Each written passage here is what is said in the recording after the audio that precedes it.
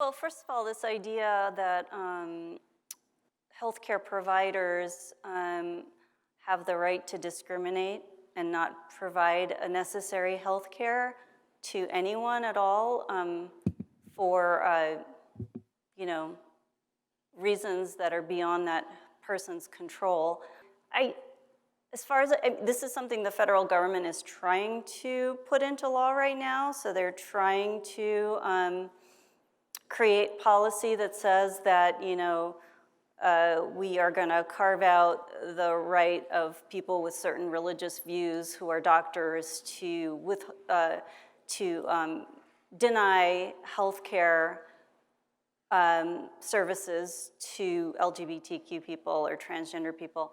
I don't think, and we're in this law school, I don't think that's legal yet, but they're trying to provide this policy and put it into law. I don't think that's, this is going to go to the Supreme Court starting October 8th. They're going to start hearing arguments about discrimination against trans or LGBTQ people in the workplace. This kind of decision by the Supreme Court is going to apply to healthcare providers as well.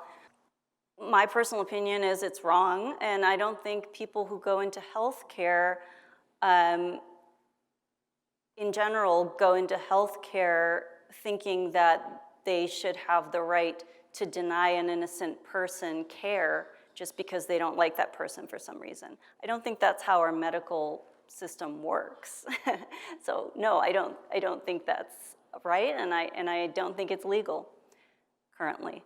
We'll see what happens, because I think this is going to be the struggle this year and for the next several years. This idea of people have the right based on their firm beliefs about whether or not somebody has the right to exist, has the right to deny health care, deny housing, deny insurance, deny education, and so on and so forth. I think it's pretty clear what I think about that. You can tell me what you all think about it, but what I would say to the people in your class, as far as trans kids go, I would say, listen to the kids. Listen to the people, listen to what they tell you about their lives, how they feel, what they need, what they want, and believe them. Because we have a social contract as human beings, and it's a necessary one, that when somebody tells us something about their experience, we believe them.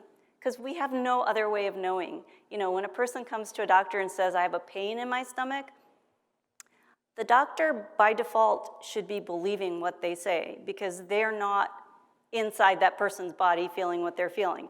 We have a social contract amongst each other. This is how we communicate. We say, you tell me about your experience, I'll believe you, and I'll tell you about mine. That's really all we can do, right?